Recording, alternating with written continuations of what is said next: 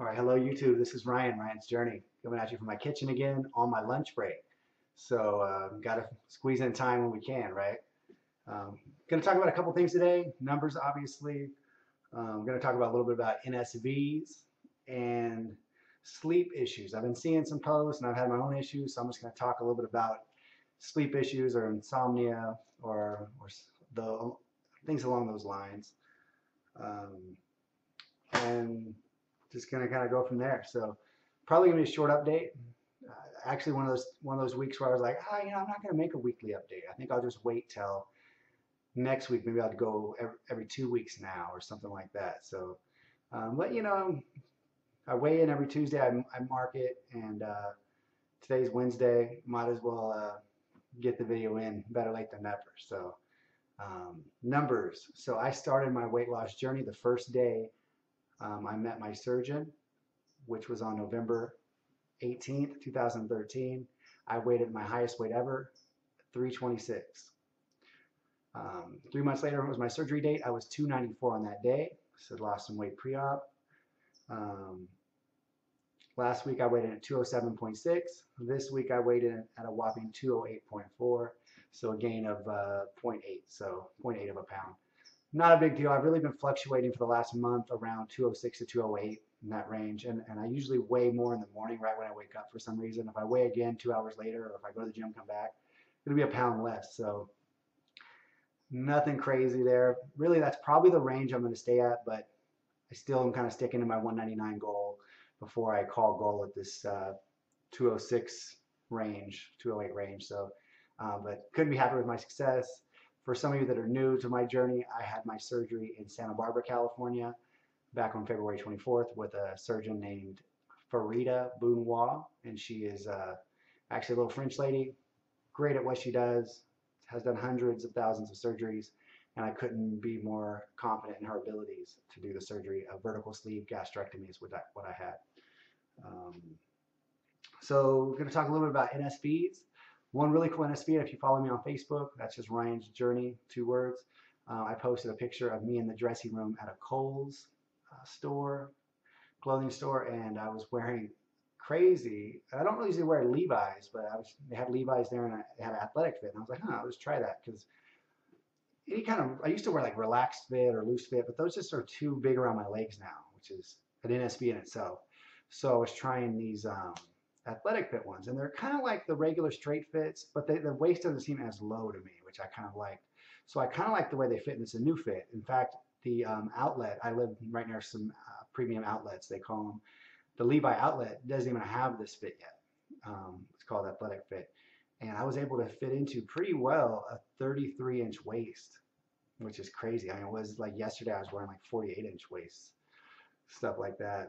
Pants, I think jeans, I was probably around 46 or something. So that's just insane. Let's just be honest, right? So another upcoming NSV is there's a 5K and a half marathon called City to Sea, where you start out at San Luis Obispo in the city and you walk, run, or jog all the way to the sea, which is the ocean kind of by where I live. And it's a half marathon. Now, a couple of guys I work with are going to do the half marathon. I thought both of them, and I was going to have to do it if they both do it. And that's like 10 miles.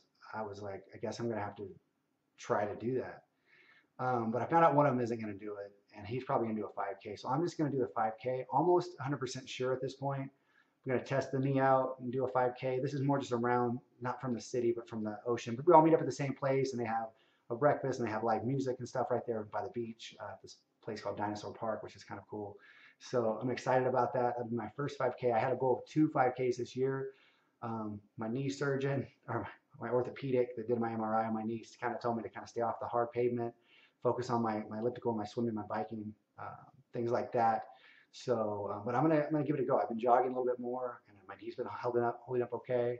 So give it a shot. Wish me luck. And that's next month in a few weeks or so. So I'll keep you more up to date when that comes. And I think I can go run 3 miles right now and do okay. I do a couple miles, 1.5 to 2 miles on elliptical every day, or when I go to the gym, and then I swim another like lap swim 40 minutes, which really helps my endurance. So I'm sure I could handle it, but I will probably add to my jogging before I get to that point and train. But I'm not going to use any apps like couch to 5K or anything like that. I'm just going to go off my own ability to train. And then, so anyway, I'm excited about that. That should be cool. That's something to look forward to. Now, the topic I'm going to talk about today, the main one is sleep issues post-op weight loss surgery. Now, that could be insomnia, that could be whatever those things are. I think it's worth noting, and it's definitely something that I've been experiencing. Now, my journey is a little different in that I had sleep apnea when I started. I've had sleep apnea for about 7 years. For the last few months, I've been off of the CPAP machine. I believe I'm done with sleep apnea. I haven't done an official test, sleep study yet, but I think I'm done. And so part of the issue is I think I'm sleeping, I only need less hours of sleep, because for years I would sleep maybe 7, 8 hours, but I'm only getting, maybe half of that of real sleep time because I was disturbed in my sleep. So I think even if you were heavier, if you had sleep apnea or not, I think your sleep wasn't that good. So I think now maybe our sleep's better. So I think that's part of it. But there are times when I have trouble getting to sleep. I hadn't had that trouble in years, since I was maybe high school-ish, junior high, elementary, junior high, high school. I had trouble getting to sleep. And now sometimes I have trouble, if I do get to sleep early, I wake up really early, which is good, because if I wake up early and I can't go back to sleep, I go to the gym usually. I go walk to the beach. I do something. I might as well get something done productive. And you guys see me post that on Facebook and some of my videos. But so it's kind of an interesting thing.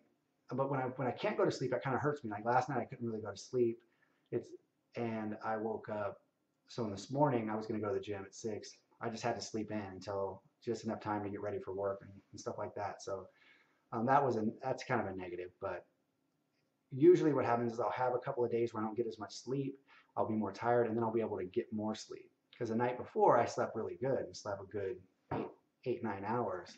And so that's kind of my best guess. Also, I think that some of us may deal with anxiety because this is a new change. There's many thoughts that go in our head. This is a crazy time, a crazy experience. We're thinking about, what we want out of life, who we are, trying to understand the changes in ourselves. I mean, it's a big life change that many of us went on. So I think there's some anxiety that has to do with that.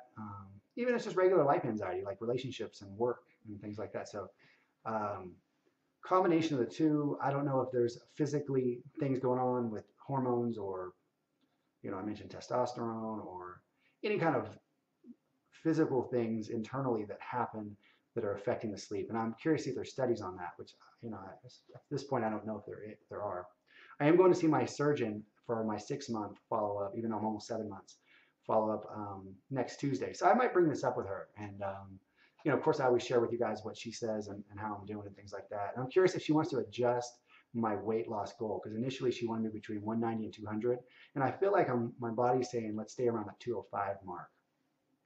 So we'll see. But so that's really it today. I'm going to keep it simple.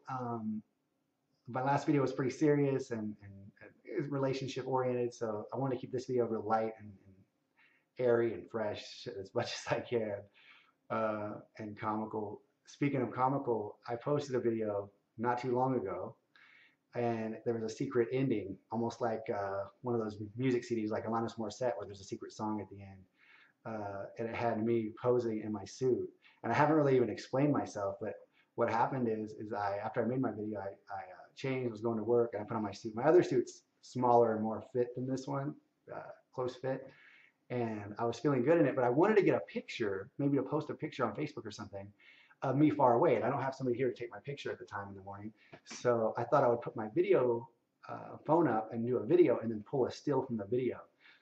And but after I made the video and I was acting dumb, posing, I thought it was so hilarious. There's no way I can keep that from people that could use a laugh. So I posted that. So hopefully you saw that. If not, maybe don't go watch it. But anyway, once again, I appreciate you guys' support and followers, and thanks for watching my vids.